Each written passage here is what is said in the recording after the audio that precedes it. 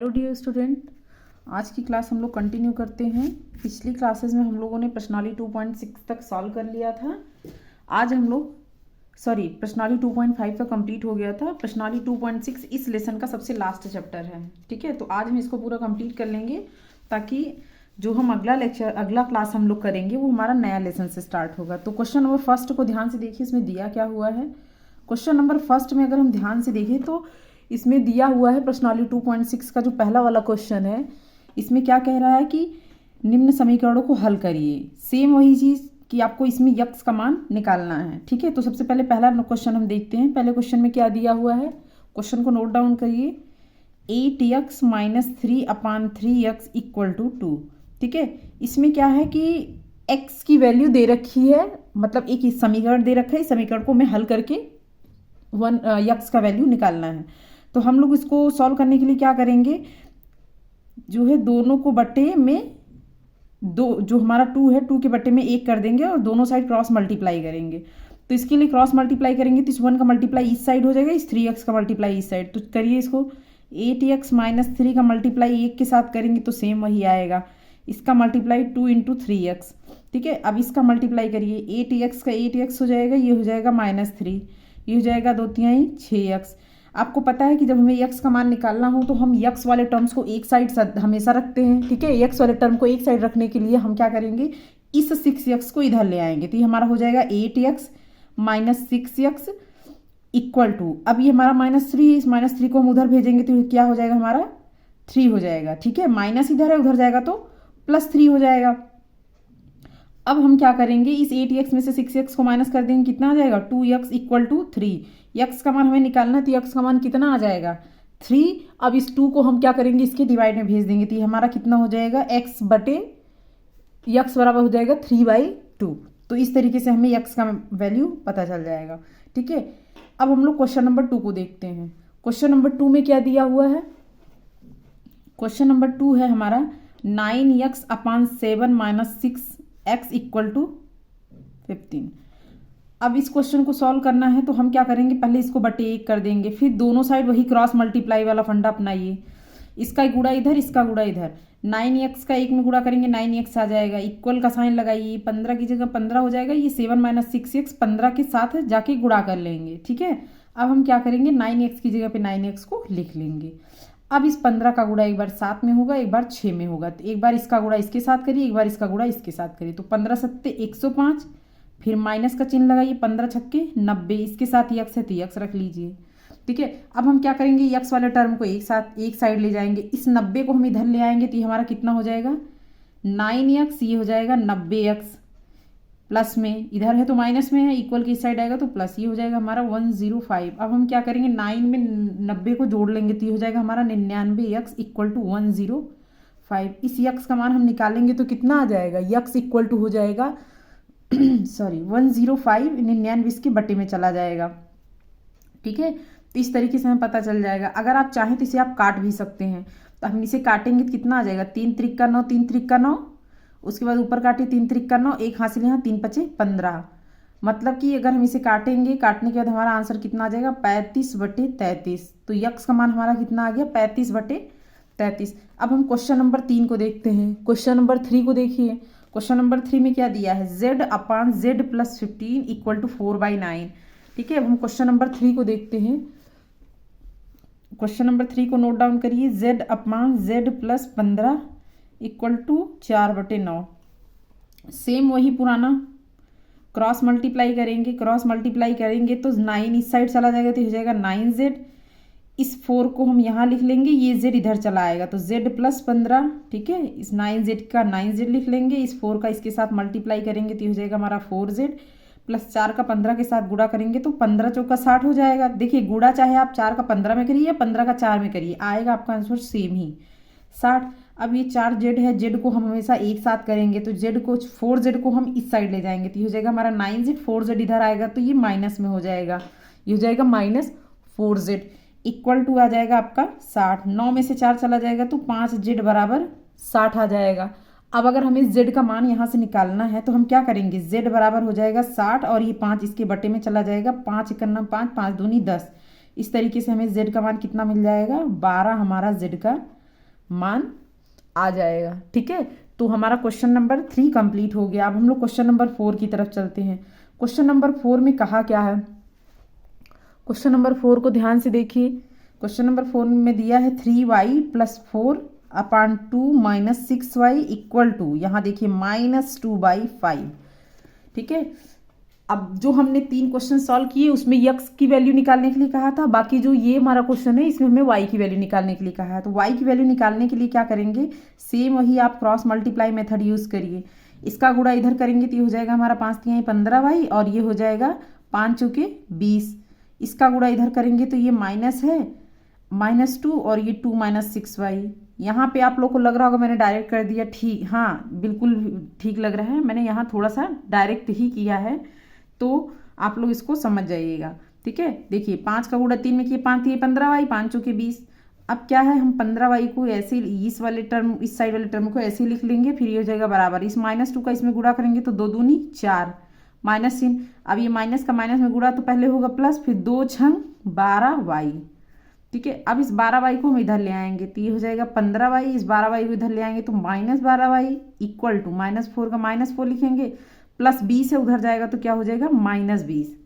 15 में से 12 चला जाएगा, कितना आ जाएगा आपका 3y बराबर, ये 20 और 4 दोनों जुड़ जाएंगे। आपको पता है माइनस माइनस हमेशा जुड़ता है, माइनस माइनस जुड़ के क्या हो जाएगा प्लस, तो 20 और 4 24 हो जाएगा। लेकिन बड़ा नंबर 20 है, 20 के सामने का साइन माइनस, माइनस चिन्ह लग जाएगा, तो y का मान हमें कितना पता चल जाएगा, y का मान -24, ये 3 इसके बटे में आ जाएगा तो 3 × 8 = 24। इस तरीके से हमें y का मान कितना आ गया, ये माइनस लगा हुआ, माइनस को कतई मत भूलिएगा, y इक्वल टू कितना आ जाएगा -8।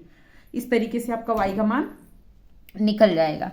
अब देखिए क्वेश्चन नंबर 5 में क्या दिया है, क्वेश्चन नंबर 5 में दिया हुआ है आपका 7y + 4 upon y + 2 equal to -4/3। तो आपको इसमें भी y का मान निकालना है। तो चलिए पहले हम क्वेश्चन को नोट डाउन कर लेते हैं। क्वेश्चन नंबर 5 में क्या दिया हुआ है, 7y + 4 upon y + 2 equal to -4/3।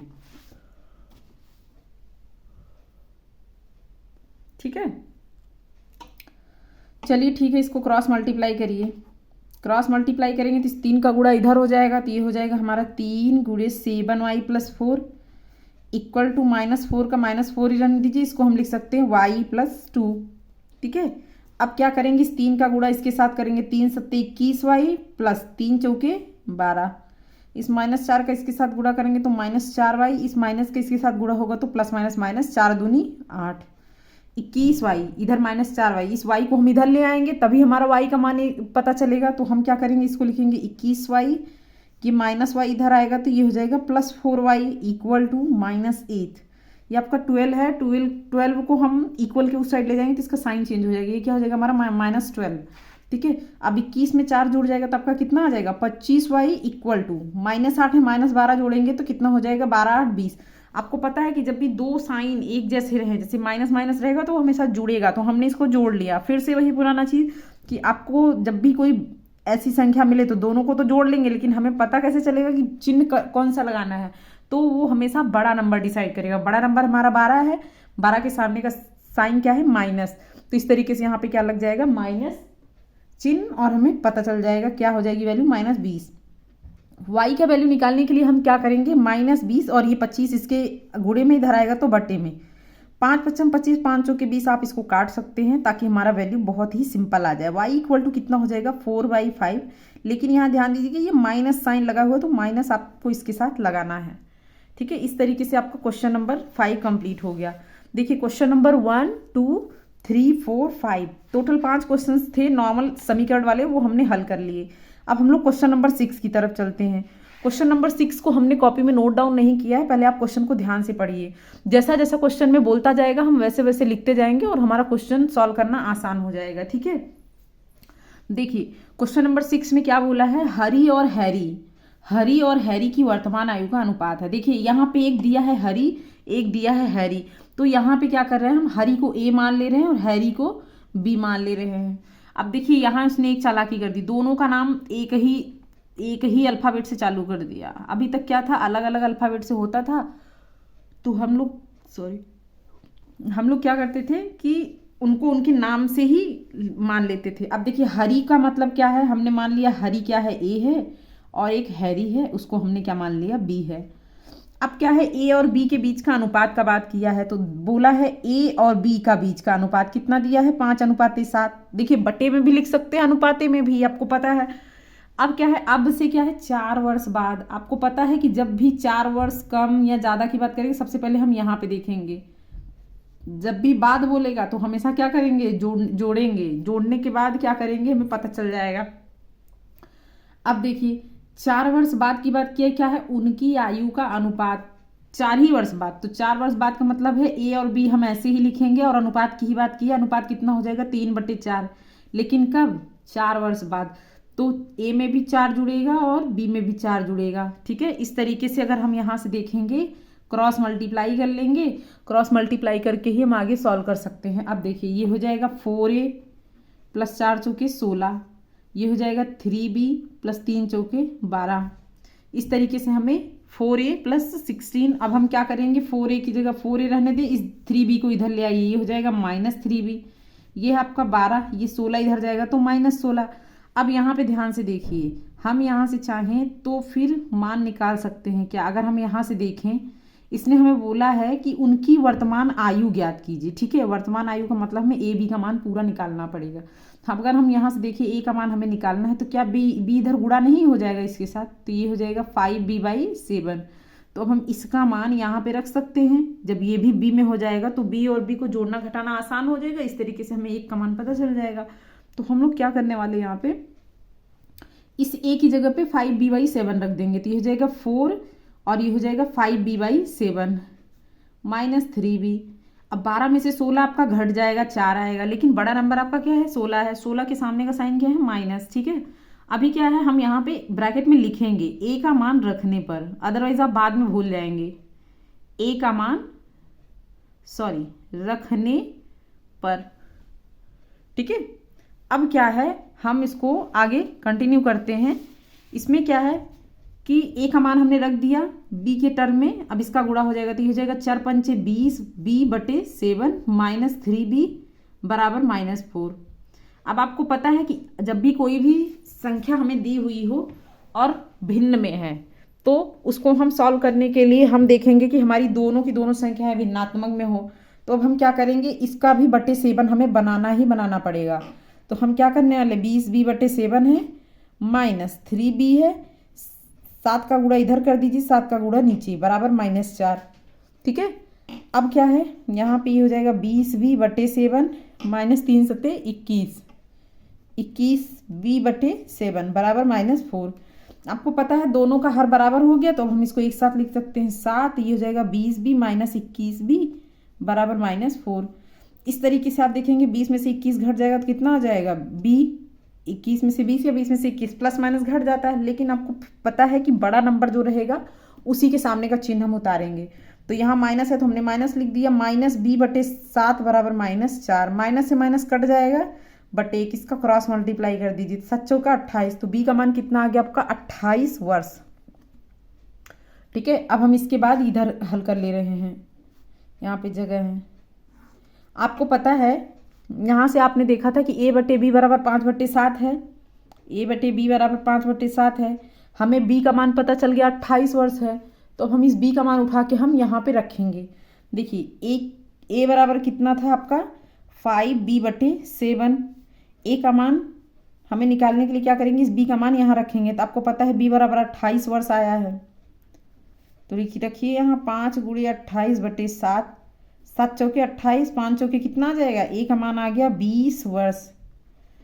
ठीक है, अब यहाँ पे देखिए हरी को आपने a माना था और हैरी को b माना था, तो आप यहाँ क्या लिखेंगे, हरी की वर्तमान आयु कितनी हो जाएगी, 20 वर्ष, और हैरी की वर्तमान आयु कितनी आई, 28 वर्ष। इस तरीके से आपका क्वेश्चन सॉल्व हो जाएगा। ठीक है, तो क्वेश्चन नंबर 6 को हम ऐसे ही सॉल्व करेंगे। अब क्या है, हम क्वेश्चन नंबर 7 की तरफ चलते हैं। क्वेश्चन नंबर 7 को आप ध्यान से देखिए। क्वेश्चन नंबर 7 हमारा लास्ट क्वेश्चन है। ये क्वेश्चन सॉल्व करने के बाद हमारा ये लेसन कंप्लीट हो जाएगा। ठीक है, तो क्वेश्चन नंबर 7 में क्या दिया है, एक परिमेय संख्या दी गई है का हर उसके अंश से 8 अधिक है।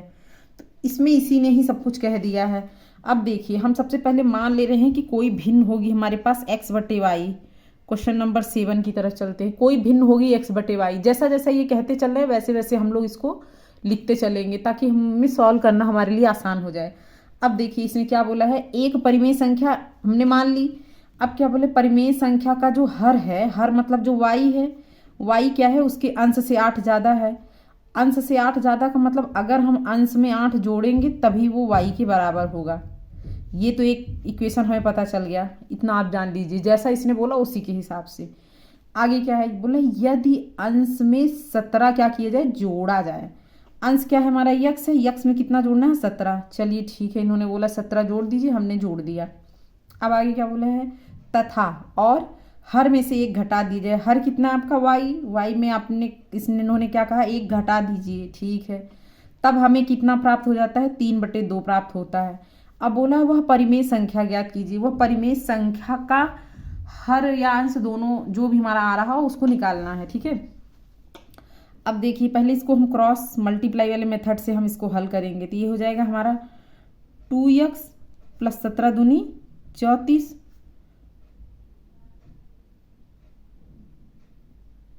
उसके बाद यहाँ पे एक चीज़ और थोड़ी आसान हो सकती है, अगर आप यहाँ ध्यान दीजिए, ठीक है। इसको ना करके हम क्या कर रहे हैं, देखिए हमें ये चीज़ पता चल गया तो हम यहाँ पे क्रॉस मल्टीप्लाई नहीं कर रहे हैं, हम इसको पहले एक बार और उतार ले रहे हैं। ये हो जाएगा हमारे x + 17। अब देखिए यहाँ y है ना, हमने y का मान यहाँ पे निकाल रखा है, या y का मान हमें पता है। क्यों ना हम इस y की जगह पे x + 8 रख दें, मतलब ये y का मान हम यहाँ रख दें, ठीक है। तो हमारे लिए थोड़ा सा आसान हो जाएगा y का मान रखने पर। चलिए रखते हैं, y का मान कितना है, y = x + 8। अब देखिए x + 17 लिख लिए, इस y की जगह हम क्या रखेंगे, x + 8। अब क्या है, -1 लिख दीजिए बराबर 3/2। आगे एक स्टेप और उतरेगा, ये क्या हो जाएगा, x + 17 बटे x, 8 में 1 घट जाएगा 7 बराबर 3/2।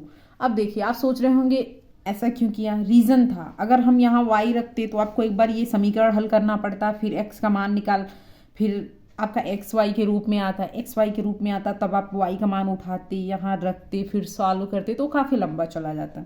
तो हम लोग क्या कर रहे हैं, पहले से ही y का मान रख ले रहे हैं। अब यहाँ क्रॉस मल्टीप्लाई मेथड यूज़ करिए, जिसको आप हिंदी में वज्र गुणनखंड बोलते हैं, वज्र गुणनखंड विधि। अब इस 2 का गुणा हम इधर कर देंगे तो हो जाएगा 2x + 17, ये हो जाएगा 3x + 7। इसका गुणा इसमें करेंगे 2x, 17 दूनी 34, ठीक है। 3x, 3 सते 21। अब हम क्या करेंगे, इस 21 को इधर ले जाएंगे, ये प्लस है इधर जाएगा तो माइनस, बराबर 3x का 3x। अब इस 2x को हम इधर ले आएंगे तो ये क्या हो जाएगा, माइनस में। 34 में से 21 घट जाएगा तो 4 में से 1 गया 3, 3 में से 2 गया 1, ठीक है। 3x में से 2x घट जाएगा तो x का मान कितना आ जाएगा आपका, 13, ठीक है। x का मान आ गया 13। अब आप यहाँ से क्या करेंगे, आपको पता चल गया x की वैल्यू कितनी है, 13 है। अब इस x का मान आप यहाँ रख दीजिए, चूंकि y = x + 8 है, तो रखिए यहाँ x का मान रखने पर रखिए y = हो जाएगा 13 + 8, y = हो जाएगा 13 में 8 जोड़ेंगे, 8 3 11 21। इस तरीके से हमें पता चल जाएगा y का मान कितना है, 21। और आपका जो भी संख्या था, क्या परिमेय संख्या जो थी, आप लिखेंगे यहाँ परिमेय संख्या x बटे y मानी थी, x का मान हो गया 13, y का मान कितना हो गया, 21। इस तरीके से क्या है, आपका क्वेश्चन कंप्लीट होता है, ठीक है।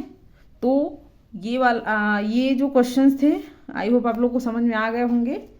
बाकी आज ये हमारा लास्ट क्वेश्चन था, इस चैप्टर का लास्ट क्वेश्चन, और ये हमारा लास्ट लेसन था। इसके बाद हम लोग नया लेसन स्टार्ट करेंगे, ठीक है। तो आगे हम देख लेंगे कि आप लोग की ज्योमेट्री स्टार्ट करनी है या कौन सा लेसन या लेसन नंबर कौन सा है, वो मैं आप लोग को बहुत अच्छे से बता दूंगी, ठीक है। तो फिलहाल आप लोग यहाँ तक अच्छे से प्रैक्टिस कर लीजिएगा। बाकी जो भी चीज़ें प्रॉब्लम करेंगे उसको कमेंट करके बताइएगा, फिर उस पर हम लोग फिर से वर्क करेंगे, ठीक है। तो आप लोग इससे रिपीट कर लीजिएगा। तो आज की क्लास यहीं तक रखते हैं। Thank you class.